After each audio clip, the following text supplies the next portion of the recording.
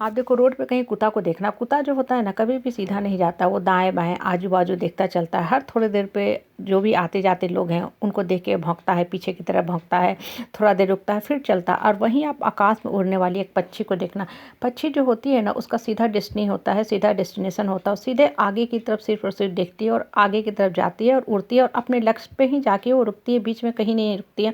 और कुत्ता का आदत क्या होता है, हर थोड़े देर पे रुकेगा, भौंकेगा, दाएं बाएं करेगा, सारा टाइम वो वैसे ही करता रहता है। देखो ये तो छोटी सी बात है, अगर गौर करो ना तो जीवन में हमें कितनी बड़ी शिक्षा देता है।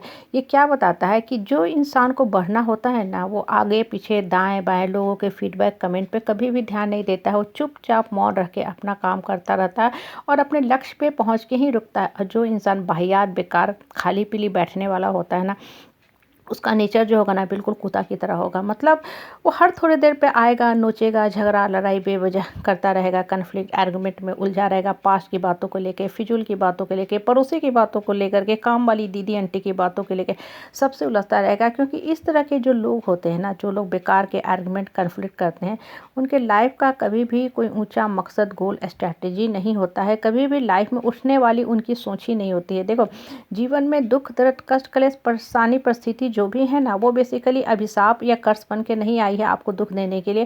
बेसिकली कहीं ना कहीं उसका मोटो क्या होता है ऊपर वाले का कि आपको जीवन में उठाना है। जैसे बच्चे को ना जैसे जैसे उसका लेवल ऊपर उठता जाता है हम उसे और थोड़ा हार्ड हार्ड हार्ड क्वेश्चन देते जाते हैं। क्वेश्चन में भी देखो जो सेट बने होते हैं ना ABCD करके, मतलब शुरू के इजी क्वेश्चन होते हैं, जैसे जैसे आप आगे बढ़ते जाओगे आपको हार्ड से हार्डेस्ट क्वेश्चन मिलता जाता है। लाइफ की भी परिस्थिति और परेशानी बिल्कुल ऐसे ही होती है। जो इंसान उठने वाला होता है ना वो सिर्फ और सिर्फ आगे के बारे में सोचता है कि हम कैसे उठ सकते हैं। और जो इंसान कुत्ता प्रवृत्ति का होता है ना, जिसको बहुत ज़्यादा जीवन में बढ़ना नहीं होता है, वो हर थोड़े देर पे क्या करेगा, बेवजह झगड़ा लड़ाई करके अपना तो जीवन खराब करेगा ही, अपने तो हेल में रहेगा ही, नर्क में रहेगा ही, दूसरे का भी जीवन जो है खराब करता जाएगा। अब देखो आपको जीवन में क्या जीवन जीना है, कैसे जीवन जीना है, कैसे बढ़ना है, ये सिर्फ और सिर्फ आपको खुद डिसाइड करना है। आप पंछी बन के उड़ना चाहते हो, जीवन में हल्का फुल्का लाइट रहना चाहते हो, ठीक है, मन के अंदर सिर्फ सिर्फ हल्के थॉट्स रखा करो, लाइट थॉट्स, सकारात्मक सोच रखा करो।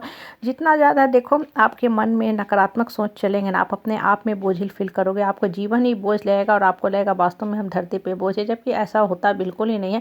लाइफ का नाम देखो बहुत स्ट्रेट फॉरवर्ड अगर देखोगे ना तो जीवन बहुत ही सुंदर है। सिर्फ और सिर्फ आपको अच्छे सोच से अच्छे अच्छे कर्म करना है। और जितना ज़्यादा आपका कर्म में सुगंध रहेगा ना आपको देखोगे जीवन भी सुगंधित फील होते रहेगी। लेकिन आप करते क्या हो ना कि हर थोड़ी देर पे जाते हो परिवार के जो खाली पीली बेकार के लोग होते हैं ना उनके आपको चूंकि सर्टिफिकेट पे अप्रूवल एक्सेप्टेंस पे जीने की आदत पड़ गई है, तो आप करते क्या हो कि उनके पास जाते हो, अपने जो काम करे हो उनका गुणगान करते हो। और होता क्या है कि उनका चूंकि लेवल वो है नहीं कि वो आपकी तारीफ़ करेंगे, पीठ थपथपाएंगे, वो 8-10 निगेटिव बातें बोल देते हैं, तो आपके अंदर की जो आत्मा की जो शक्ति है फिर से छीन हो जाती है, ख़त्म हो जाती है। आप 10 सीढ़ी ऊपर चढ़े थे फिर से नीचे गिर जाते हो। मतलब आपके जीवन में जो सांप बिच्छू का जो खेल है ना ये हमेशा ही हमेशा चलता रहता। आप थोड़ा सा उठते हो फिर नीचे ये लोग सांप ऐसा खड़े हैं आपको काटने के लिए, फिर काट के गिरा देते हैं।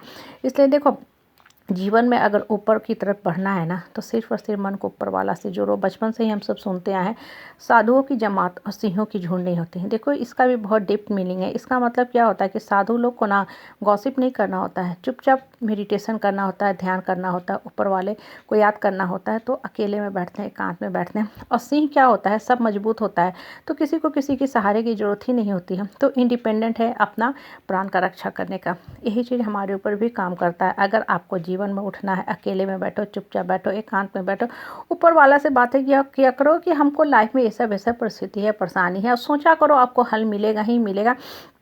और जब आप मजबूत रहोगे, अंतर्बल से आप स्ट्रांग रहोगे, तो कोई भी खाली पीली बेकार के जो परिवार के लोग हैं ना कभी भी आपके ऊपर चढ़ के रहेंगे ही नहीं। तो फिर क्या मतलब बनता है कि हम कितने लोगों से जुड़े हैं, कितने लोगों से नहीं जुड़े हैं, मेरा कौन टेक केयर करेगा, ये सब जो बाहियात की बातें हैं, मन से ना नकारात्मक बातें हैं, सबको निकालते जाओ। आप करते क्या हो ना कि अपने आप को इतना बेचारा टाइप सिंपैथी गेनर बना के रखते हो ना कि लोगों को और बल मिलते जाता है। वो लोग मान लेते हैं कि इसका तो मेरे बगैर गुजारा है ही नहीं, और आपके ऊपर चढ़ के रहेंगे, डराएंगे, धमकाएंगे, आपके साइकोलॉजी के साथ, मन के साथ, भावना फीलिंग इमोशन के साथ खिलवाड़ करते जाएंगे। इन द मीन टाइम आपकी जो अंदर की जो शक्ति है, आत्मा की शक्ति है, वो बिल्कुल ही डिप्लीट ड्रेन आउट खत्म होते जाएगी। और अंत में श्री कृष्ण भी आपको उठाने में असफल हो जाएंगे, वो भी आपको छोड़ के चले जाएंगे। कहने का मतलब है कि मन के अंदर सिर्फ सकारात्मक बातें भरा करो, अपने अंतर मन को स्ट्रांग बना के लाइफ को मीनिंगफुल बनाया करो।